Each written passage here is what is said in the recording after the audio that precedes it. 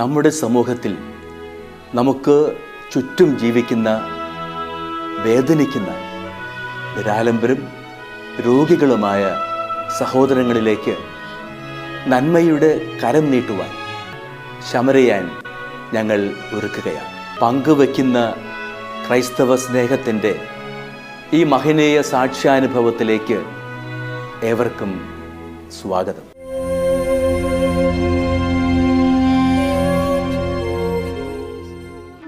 കാരുണ്യത്തിൻ്റെ സഹായഹസ്തവുമായി സമരിയാൻ ഇന്ന് കടന്നു ചെല്ലുന്നത് മേലൂർ ഗ്രാമപഞ്ചായത്തിൽ നടുത്തുരുത്ത് 13-ാം വാർഡിൽ കരുവാപ്പടി ദേശത്ത് ഡിവൈൻ ക്വാർട്ടേഴ്സിൽ താമസിക്കുന്ന അക്കിമാട്ടിൽ ജോസിൻ്റെ അടുത്തേക്കാണ്.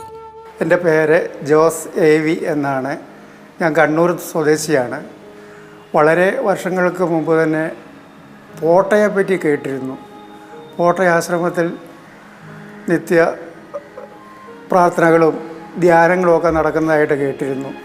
അങ്ങനെ ഇരിക്കുന്ന അവസ്ഥയിലാണ് ഇവിടെ വന്ന് ഒന്ന് കാണണം, കേൾക്കണം എന്നൊക്കെ കരുതിയാണ് ഞങ്ങൾ കുടുംബസഹിതം വന്നത്.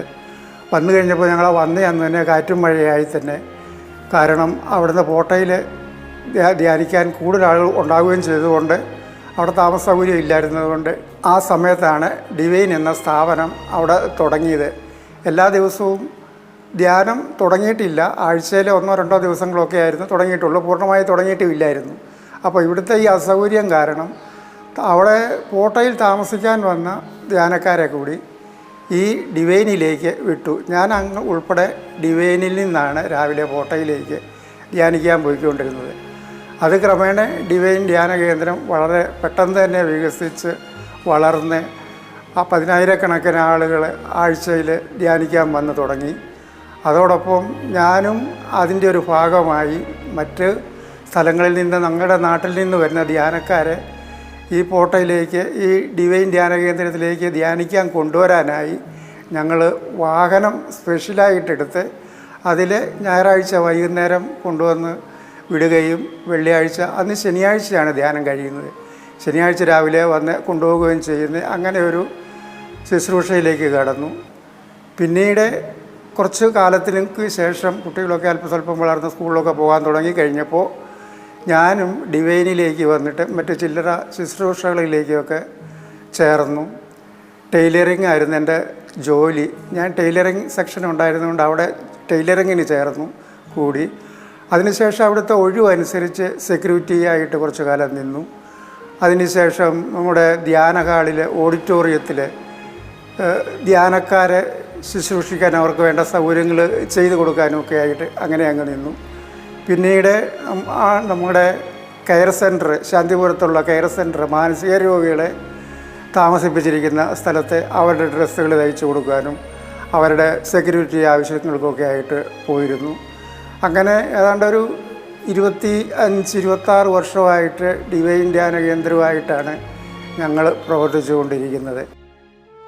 26 വർഷക്കാലത്തോളം ഡിവൈൻ ധ്യാന കേന്ദ്രത്തിൽ വിവിധ മേഖലകളിൽ ശുശ്രൂഷകനായിരുന്നു ജോസ്. സ്നേഹനിധിയായ ഭാര്യ മരിയയും 2 മക്കളും അടങ്ങുന്നതാണ് ജോസിൻ്റെ കുടുംബം. കുറേ വർഷങ്ങൾക്ക് മുമ്പ് ഗുരുതരമായ ശ്വാസം മുട്ടും ചുമയും പിടികൂടിയപ്പോൾ തുടർന്ന് നടത്തിയ ചികിത്സയിലൂടെയും ടെസ്റ്റുകളിലൂടെയുമാണ് താൻ ഒരു ക്യാൻസർ രോഗിയാണെന്ന് ജോസ് തിരിച്ചറിയുന്നത്. അങ്ങനെ ഇരിക്കുന്ന അവസ്ഥയിലാണ് എനിക്ക് ശ്വാസം മുട്ടും അതോടനുബന്ധിച്ച് ചുമയും മറ്റു പ്രശ്നങ്ങളൊക്കെയാണ്, ഇൻഫെക്ഷനുകളൊക്കെ ഉണ്ടായത്.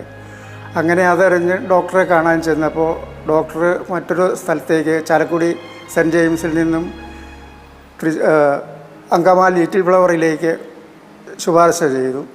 അവിടെ ചെന്ന് ടെസ്റ്റ് ചെയ്തപ്പോഴാണ് ക്യാൻസറിൻ്റെ ലക്ഷണങ്ങളൊക്കെ കാണുന്നുണ്ട്, പൂർണ്ണമായിട്ട് പറയാറായിട്ടില്ല, എങ്കിലും നമുക്കൊന്നും കൂടെ ടെസ്റ്റ് ചെയ്യാമെന്നൊക്കെ പറഞ്ഞ് ചെയ്ത് പെറ്റ് CT സ്കാനൊക്കെ ചെയ്ത് കഴിഞ്ഞപ്പോൾ ഇത് സ്ഥിരീകരിച്ചിട്ട് തുടങ്ങി. ഞാൻ കണ്ണൂരുകാരനായതുകൊണ്ട് തലശ്ശേരിയിലെ ഈ ക്യാൻസർ രോഗത്തിന് വേണ്ടി മാത്രം ചികിത്സിക്കുന്ന ഒരു ആസ്പത്രിയുണ്ട്, നമ്മുടെ തിരുവനന്തപുരത്തെ RCCയുടെ സഹ സ്ഥാപനമാണ്. അവിടെ ഏതാണ്ട് ഒരു 1.5 മാസക്കാലത്തോളം ചികിത്സിച്ചു. അതിൻ്റെ ടെസ്റ്റിങ്ങുകളൊക്കെ നടത്തി എല്ലാം പൂർണ്ണമായിട്ട് ശരിയാണെന്ന് കാഴ്ച സ്ഥിരീകരിച്ച് പിന്നെ ഞങ്ങളുടെ ഇപ്പോൾ ചാലക്കുടിയിലാണ് താമസിക്കുന്നത് കൊണ്ടും ഡിവൈൻ്റെ ക്വാർട്ടേഴ്സിലാണ് താമസിക്കുന്നത്. അതുകൊണ്ട് കൂടുതൽ സൗകര്യവും ഇങ്ങോട്ട് RCCയിലേക്ക് വരുന്നതാണെന്ന് ഇവിടുന്ന് ഡിവൈനിലെ അച്ഛന്മാരും പറഞ്ഞു. അതുകൊണ്ട് ഞങ്ങൾ ഇങ്ങോട്ട് പോന്നു. ഇവിടെ വന്നിപ്പോൾ 7 മാസമായി ഇവിടുത്തെ ചികിത്സ തുടങ്ങിയിട്ട്. ഡിപ്പോൾ കെയർ സെൻ്റർ എന്ന് പറഞ്ഞൊരു സ്ഥാപനത്തിലാണ് ഇപ്പോൾ താമസിക്കുന്നത്. ഇവിടെ താമസിച്ചുകൊണ്ടാണ് അവിടുത്തെ ചിലവുകൾ നടത്തുന്നത്. ഭാരിച്ച ചിലവുകളാണ്.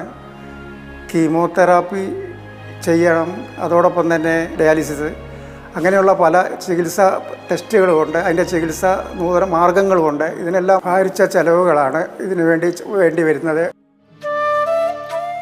ഡിവൈൻ ധ്യാന കേന്ദ്രത്തിൽ ദൈവിക ശുശ്രൂഷയിലാണെങ്കിലും ആത്മീയമായ കരുത്തിനപ്പുറം ഈ രോഗം ശാരീരികമായി ജോസിനെ തളർത്തിക്കൊണ്ടിരുന്നു. എൻ്റെ പേര് മരിയ, എൻ്റെ ഭർത്താവാണ് ജോസ്. ഞാൻ വീട്ടുജോലിക്ക് പോയിരുന്നു. ഡിവൈനിൽ ഒരുപാട് കൊല്ലം നിന്നതാണ്. ഒരു 30 വർഷത്തോളം ഡിവൈനിൽ നിന്ന് ജോലി എടുത്തു. പിന്നെ ഞങ്ങൾക്ക് ഡിവൈനിലൊരു വീട് തന്നപ്പോൾ പുറത്ത് ജോലിക്ക് പോയി തുടങ്ങി. പിന്നെ എനിക്കും ചേട്ടന് വയ്യാണ്ടായപ്പോൾ എനിക്ക് ജോലിക്കൊന്നും പോകാൻ പറ്റാണ്ടായി. എൻ്റെ ശരീരത്തിൽ എൻ്റെ നട്ടലിന് പ്രശ്നം വന്നു. ആസ്പത്രിയിലൊക്കെ കിടന്നതാണ്. ഇപ്പോൾ എനിക്ക് ജോലിക്കൊന്നും പോകാൻ പറ്റുന്നില്ല. കാലിലും എൻ്റെ നട്ടലിലൊക്കെ തേമാനമൊക്കെ ആയിട്ട് പോകാൻ പറ്റണില്ല. ചേട്ടനെ നോക്കാനും വളരെ ബുദ്ധിമുട്ടുണ്ട്. എങ്കിൽ പോലും ചേട്ടനെ ഇപ്പോൾ ഞാൻ ചേട്ടൻ്റെ കൂടെ നിന്ന് ചെയ്യുന്നുണ്ട് എല്ലാ കാര്യങ്ങളും. എനിക്ക് 2 മക്കളുണ്ട്. അവർക്കൊന്നും വന്ന് നിൽക്കാനായിട്ടുള്ള സാഹചര്യം ഇല്ലാത്തതുകൊണ്ട് ഞാൻ തന്നെ നിൽക്കുവാണ്. എനിക്ക് എൻ്റെ ഭർത്താവ് എപ്പോഴും എൻ്റെ കൂടെ വേണം. ജോലിക്കൊക്കെ ഞാൻ പോയിരുന്നു. ഞങ്ങൾ സന്തോഷമായിട്ട് ജീവിച്ചിരുന്നപ്പോഴാണ് ഈ ക്യാൻസർ രോഗം വന്നത്. ഹോസ്പിറ്റലിലൊക്കെ പോയി എന്നിട്ട് രോഗമൊക്കെ ഞങ്ങൾക്ക് അത് ക്യാൻസറാന്ന് വന്നപ്പോൾ ക്യാൻസറാന്ന് ഞാൻ മനസ്സിലായപ്പോൾ വളരെയധികം വേദനിച്ചു. ഇപ്പോൾ ഒന്നും ചെയ്യാൻ പറ്റുന്നില്ല. എനിക്കും ചെയ്യാൻ പറ്റാതെ ഇപ്പോൾ വളരെ ബുദ്ധിമുട്ടുകളുണ്ട്. പൈസയ്ക്കൊക്കെ വളരെ ബുദ്ധിമുട്ടാണ്. എങ്ങനെ ഇനി മുന്നോട്ട് പോകുമെന്ന് അറിയത്തില്ല. വളരെ വേദനയോട് കൂടിയിട്ടാണ് ഇപ്പോഴത്തെ മുന്നോട്ട് പോകുന്നത്. അതിനെ നോക്കാനായിട്ട് കുറേ ആൾക്കാർ ഞങ്ങളുടെ നാട്ടുകാരെ കുറച്ച് സഹായിച്ചു, പള്ളിയൊക്കെ സഹായിച്ചു. വർഷങ്ങളായി ക്യാൻസർ രോഗത്തോട് മല്ലടിച്ചുകൊണ്ട് ജീവിക്കുന്ന ജോസിന് കടുത്ത സാമ്പത്തിക പ്രതിസന്ധി നേരിടേണ്ടി വന്നു. കടബാധ്യതയും കഷ്ടപ്പാടും ദാരിദ്ര്യവും പട്ടിണിയും മൂലം ഈ കുടുംബം ഇന്നും ഒരുപാട് ദുരിതത്തിലാണ്. ഇപ്പം ഞങ്ങൾക്കൊരു സ്ഥാപനത്തിലാണ് ഞാനിപ്പോൾ ഇവിടെ നിൽക്കുന്നത്. ഞങ്ങൾ തിരുവനന്തപുരത്തൊരു സ്ഥാപനത്തിലാണ് നിൽക്കുന്നത്. ഇവിടുന്ന് പോകുന്നുണ്ട്. ഇവിടുന്ന് മറ്റുള്ള കാര്യങ്ങളും ഭക്ഷണത്തിനൊക്കെ എല്ലാ കാര്യങ്ങളും നല്ല സൗകര്യമുണ്ട് പോകാനായിട്ട്. മറ്റുള്ള ഇനി പൈസയ്ക്കൊക്കെ ഓപ്പറേഷൻ വേണമെന്ന് പറഞ്ഞതാണ്. ചേട്ടൻ തന്നെ ഓപ്പറേഷൻ വേണ്ടാന്ന് പറഞ്ഞു. ഓപ്പറേഷൻ ശ്വാസകോശത്തിലായ കാരണം കൊണ്ട് ആമാശയത്തിന് ശ്വാസകോശത്തിലൊക്കെ ക്യാൻസറാണ്. റേഡിയേഷൻ ഇപ്പോൾ ചെയ്തുകൊണ്ടിരിക്കുകയാണ്. ഹീമോ ചെയ്തുകൊണ്ടിരിക്കുകയാണ്. ആൾ വളരെ ഭക്ഷണം കഴിക്കുമ്പോൾ ഒക്കെ വേദനയാണ്. ഒന്നും കഴിക്കാൻ പറ്റാത്തൊരവസ്ഥയിലാണ് ഇപ്പോൾ നിൽക്കുന്നത്. അതൊക്കെ കാണുമ്പോൾ എനിക്ക് വളരെ വേദനയുണ്ട്. പൈസയുടെ ബുദ്ധിമുട്ടുകൾ ഒത്തിരിയുണ്ട്. ചികിത്സ തുടങ്ങിയ അന്നു മുതൽ ഇന്ന് വരെ വളരെയധികം ശാരീരിക രോഗങ്ങൾ ജോസ് അനുഭവിച്ചുകൊണ്ടിരിക്കുന്നു. കീമോതെറാപ്പിയും ഡയാലിസിസുമായി വലിയൊരു തുക ഇതുവരെ ചിലവായി കഴിഞ്ഞു. കീമോതെറാപ്പിക്ക് 10,000 രൂപയാണ് അതിൻ്റെ ഒരു കീമോതെറാപ്പി ചെയ്യുന്നതിനുള്ള ചിലവ്. അതോടൊപ്പം തന്നെ 6,300 രൂപ 6,700 രൂപയൊക്കെ ഇതിൻ്റെ ടെസ്റ്റിങ്ങിന് വേണ്ടി വരും. അപ്പോൾ ടെസ്റ്റിങ്ങിൻ്റെ പൈസ മിക്കവാറും നമ്മുടെ കയ്യിലൊന്നും കൊടുക്കാനുണ്ടാകുകയില്ല. കുറച്ച് പൈസ ഇൻഷുറൻസിൻ്റെ പൈസയുണ്ടായിരുന്നു. അതൊരു 2 ലക്ഷം രൂപയോളം ഉണ്ടായിരുന്നു. അത് തന്നെ 3-3.5 ലക്ഷം രൂപയോളം ഇപ്പം നിലവിൽ ചിലവ് ആയിട്ടുണ്ട് ഞങ്ങൾക്ക്. പിന്നെ മറ്റ് കൂടുതൽ ആളുകളും ഞങ്ങളുടെ സുഹൃത്തുക്കളും നല്ലവരായ നാട്ടുകാരും ഞങ്ങളുടെ ഇടവക പള്ളിയിലെ ആളുകളും യൂണിറ്റിലുള്ള ആളുകളുമൊക്കെ ആയിട്ട് അവരാൽ കഴിയുന്ന സഹായങ്ങളൊക്കെ ചെയ്തുകൊണ്ടാണ് ഞങ്ങൾ ഇത്രയും കാലം പിടിച്ചു നിന്നത്. ഇനിയുള്ള കാര്യങ്ങളൊക്കെ തന്നവർ തന്നെ വീണ്ടും തരാനുള്ള ബുദ്ധിമുട്ടും എല്ലാവർക്കും സാമ്പത്തിക പ്രതിസന്ധികളും ഉള്ളതായതുകൊണ്ട് ഞങ്ങളത് കൂടുതലായിട്ട് അവരിൽ നിന്ന് ഇനി പ്രതീക്ഷിക്കാൻ ബുദ്ധിമുട്ടാണ്, തന്നെ അവർക്ക് തരാനും ബുദ്ധിമുട്ടാണ്. അതുകൊണ്ട് നമ്മുടെ ഗുഡ്നസ് TV കാണുന്ന നല്ലവരായ നാട്ടുകാർ, നല്ലവരായ വിശ്വാസികൾ, കാരുണ്യം, മനുഷ്യരോട്, ജനങ്ങളോട്, സഹപ്രവർത്തകരോട് കാരുണ്യമുള്ളവർ, സ്നേഹിതർ, ഇതിനൊക്കെ ഞങ്ങൾ സഹായം അഭ്യർത്ഥിക്കുകയാണ്. നിങ്ങളുടെയൊക്കെ കാരുണ്യമാണ് ഞങ്ങളുടെ ചികിത്സയിൽ ഇനി മുന്നോട്ടുള്ള പുരോഗതി. ഡിവൈൻ ധ്യാന കേന്ദ്രത്തിൽ ദൈവിക ശുശ്രൂഷയിൽ വർഷങ്ങളോളം ദൈവത്തെ മഹത്വപ്പെടുത്തി ജീവിച്ചതുകൊണ്ട് തൻ്റെ ജീവിതത്തെ ദൈവം കൈവിടില്ല എന്ന ഉറച്ച വിശ്വാസത്തിലും പ്രാർത്ഥനയിലുമാണ് ജോസും കുടുംബവും. കയ്യിലുള്ളതൊക്കെ തീർന്നു പോയി. 2 ലക്ഷം രൂപ ഞങ്ങൾക്ക് ഗവൺമെൻറ്റിൽ നിന്നതായിരുന്നു, അതും തീർന്നു പോയി. മക്കൾക്കും ഒന്നും നിൽക്കാനും തരാനൊന്നും ഇല്ലാതെയായി. അവർക്ക് എനിക്കും ഒന്നും ചെയ്യാൻ പറ്റാണ്ടായി. ഇനി ആരെങ്കിലും തന്നെങ്കിൽ മാത്രമാണ് എൻ്റെ ഭർത്താവിനെ നോക്കാൻ ഇനി പറ്റുള്ളൂ. വളരെ ബുദ്ധിമുട്ടുകളുണ്ട്. എനിക്ക് ജോലിക്ക് പോകാൻ പറ്റിയെങ്കിൽ എനിക്ക് വിഷമമില്ലായിരുന്നു. എനിക്കതിന് പോകാൻ പറ്റാതെയായി. ഞാൻ വീട്ടു ജോലി എടുത്തിരുന്നത്. ഇപ്പോൾ പറ്റുന്നില്ല. എനിക്ക് എൻ്റെ ഭർത്താവിനെ എനിക്ക് നോക്കണം. നന്നായി പ്രാർത്ഥിക്കുന്നുണ്ട്. എല്ലാവരുടെ സഹായവും TV കാണുന്ന എല്ലാവരോടും ഞാൻ അപേക്ഷിക്കുകയാണ്, എന്തെങ്കിലും ഞങ്ങൾക്ക് തരണമെന്ന്. ഞങ്ങൾക്ക് നേരെ നിവൃത്തിയില്ലാത്തതുകൊണ്ടാണ്. വർഷങ്ങളോളം ദൈവത്തിന് വേണ്ടി വേല ചെയ്ത ജോസിൻ്റെ കുടുംബത്തിനായി നമുക്കും പ്രാർത്ഥിക്കാം. സാമ്പത്തിക സഹായത്തിനായി നമുക്കും കൈകോർക്കാം. അവരെ സഹായിക്കാം. വിശദ വിവരങ്ങൾക്ക് Samarian divine charitable trust, father Philip Nedunthuruthil VC, care of divine vision, divine media complex, Muringoor PO, Chalakudy, Thrissur, Kerala. Pin 680309. Phone 048027000893. Mobile 9446143727. Email samarian.divinevision@gmail.com. പ്രിയ സഹോദരി സഹോദരന്മാരെ, ഗുഡ്നസ് TVയിലെ സമറിയാൻ എന്ന പ്രോഗ്രാമിലൂടെ ഞങ്ങൾ നിങ്ങളെ പരിചയപ്പെടുത്തിയ ഗീവർഗീസ് എന്ന കുട്ടിക്ക് വേണ്ടി സമാഹരിച്ച തുക കൈമാറുന്നതിന് വേണ്ടിയാണ് ഞാനിപ്പോൾ നിങ്ങളുടെ മുൻപിൽ നിൽക്കുന്നത്. ഗീവർഗീസ് ജന്മന രോഗിയാണ്. തല വളരുന്ന അസുഖമാണ്. അതുകൂടാതെ ഓട്ടിസവും ബാധിച്ചിട്ടുണ്ട്. ജനിച്ച് വളരെ നാളുകൾക്ക് ശേഷമാണ് നടക്കാനായിട്ട് തുടങ്ങിയത് തന്നെ. പരസഹായമില്ലാതെ ഒന്നും ചെയ്യാനായിട്ട് അവന് സാധിക്കുകയില്ല. അവൻ്റെ അമ്മയാണ് അവൻ്റെ എല്ലാ കാര്യങ്ങളും ചെയ്തുകൊണ്ടിരിക്കുന്നത്. അമ്മയും ഒരു രോഗിയാണ്. അവരുടെ ഭർത്താവ് മരിച്ചുപോയി. ഒരു മൂത്ത സഹോദരനുണ്ടായിരുന്നതും മരിച്ചുപോയി. പിന്നെ ഏക ആശ്രയം കുടുംബത്തിനുണ്ടായിരുന്നത് ഈ സഹോദരി ജിനിയുടെ പിതാവാണ്. അദ്ദേഹവും 7 മാസം മുമ്പ് മരിച്ചുപോയി. ഇപ്പോൾ ജിനിയുടെ അമ്മയും ഈ കുട്ടിയുമാണ് അവരുടെ കുടുംബത്തിൽ ഉള്ളത്. അവരുടെ ഈ കുഞ്ഞിൻ്റെ ചികിത്സയൊക്കെ നടക്കുന്നത് പരസഹായം കൊണ്ടാണ്.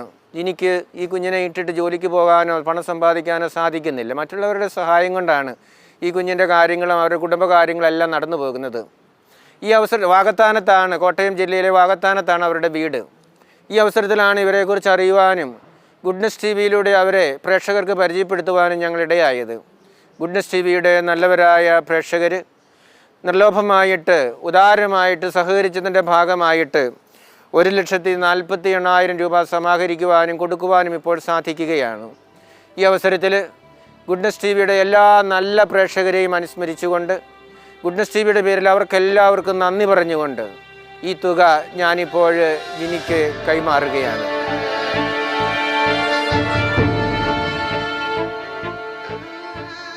പ്രിയ സഹോദരി സഹോദരന്മാരെ, ഗുഡ്നസ് TVയുടെ പേരിൽ ഗുഡ്നസ് TVയുടെ എല്ലാ നല്ല പ്രേക്ഷകരെയും നന്ദിയോടെ ഈ അവസരത്തിൽ ഞാൻ ഓർക്കുകയാണ്.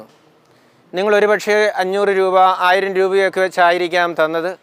പക്ഷെ അതെല്ലാം കൂടി സ്വരൂപിച്ച് കൂട്ടിവെച്ചപ്പോൾ വലിയ ഒരു തുകയായിട്ട് മാറുകയാണ് ചെയ്തത്.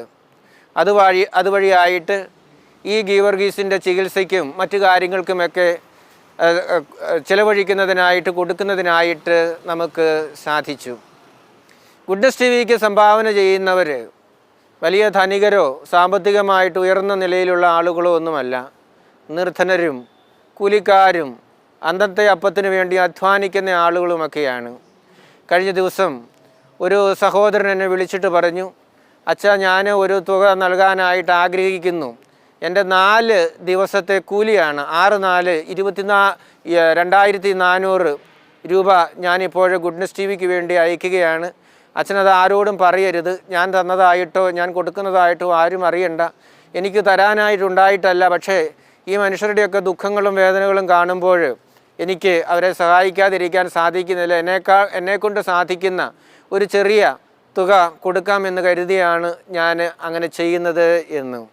അങ്ങനെയുള്ള ആളുകൾ തരുന്ന തുകയാണ് ഈ സമാഹരിച്ച് കൊടുക്കുന്നതിനായിട്ട് ഗുഡ്നസ് ടി വിക്ക് സാധിക്കുന്നത്. ഗുഡ്നസ് ടി വി ഈ പ്രോഗ്രാം ആരംഭിച്ച കാലം മുതൽ ഗുഡ്നസ് ടി വിയുടെ നല്ലവരായ പ്രേക്ഷകർ വളരെ ആത്മാർത്ഥമായിട്ടും നിസ്വാർത്ഥമായിട്ടും സഹകരിച്ചതിൻ്റെ ഭാഗമായിട്ടാണ് ഈ പ്രോഗ്രാം ഇന്നും തുടർന്നു കൊണ്ടുപോകുന്നതിനും അനേകർക്ക് ആശ്വാസം നൽകുന്നതിനും ഞങ്ങൾക്ക് സാധിക്കുന്നത്. ഈ അവസരത്തിൽ നിങ്ങളെല്ലാവരെയും ഗുഡ്നസ് ടി വിയുടെ പേരിൽ നന്ദിയോടെ ഓർക്കുകയും നന്ദി പറയുകയും ചെയ്യുകയാണ്. ദൈവം നിങ്ങളെ സമൃദ്ധമായിട്ടും അനുഗ്രഹിക്കട്ടെ എന്ന് പ്രാർത്ഥിക്കുകയാണ്. ഇനിയും ഇതുപോലെയുള്ള സംരംഭങ്ങളിൽ പങ്കുചേരുന്നതിനുള്ള ആയുസ്സും ആരോഗ്യവും ശക്തിയും ദൈവം നിങ്ങൾക്ക് തരണമേ എന്ന് ഞങ്ങൾ നിങ്ങളെ പ്രത്യേകം സമർപ്പിച്ച് പ്രാർത്ഥിക്കുകയാണ്. ഇനിയും നമുക്ക് ഈ ഗീവർഗീസിനെയും അവൻ്റെ അമ്മയെയും ഓർത്ത് ദൈവത്തിൻ്റെ സന്നിധിയിൽ സമർപ്പിച്ച് പ്രാർത്ഥിക്കാം. എത്രയും പെട്ടെന്ന് രോഗസൗഖ്യത്തിലേക്കും ആരോഗ്യത്തിലേക്കും അവൻ കടന്നു വരുന്നതിന് ദൈവം അനുഗ്രഹിക്കട്ടെ എന്ന് നമുക്ക് പ്രാർത്ഥിക്കാം. ദൈവത്തിന് അസാധ്യമായിട്ടും ഒന്നുമില്ലല്ലോ. മനുഷ്യർക്ക് അസാധ്യമായത് ദൈവത്തിന് സാധ്യമാണ്. നമ്മൾ അവരെ ദൈവത്തിൻ്റെ കരങ്ങളിൽ സാമ്പത്തികമായിട്ട് നമ്മൾ സഹായിക്കുന്നതോടൊപ്പം തന്നെ നമ്മുടെ പ്രാർത്ഥന വഴിയായിട്ടും അവരെ നമുക്ക് സഹായിക്കാം. ദൈവം നമ്മെ എല്ലാവരെയും സമൃദ്ധമായിട്ടും അനുഗ്രഹിക്കട്ടെ. ഒരിക്കൽ കൂടി എല്ലാവർക്കും നന്ദി പറഞ്ഞുകൊണ്ട് നിർത്തട്ടെ. നന്ദി. ഗുഡ്നസ് ടി വിയിലെ ശമരിയാൻ എന്ന പ്രോഗ്രാമിലൂടെ ഞങ്ങളുടെ അവസ്ഥ കണ്ട് ഞങ്ങളെ സഹായിച്ച നല്ലവരായ എല്ലാ ആൾക്കാർക്കും നന്ദി രേഖപ്പെടും. ഞങ്ങൾക്ക് വേണ്ടി പ്രാർത്ഥിക്കണം. ഗീവർസിൻ്റെ അമ്മയാണ് ഞാൻ. എനിക്ക് വേണ്ടിയും പ്രാർത്ഥിക്കണം. ഗീവർസിന് വേണ്ടിയും പ്രാർത്ഥിക്കണം.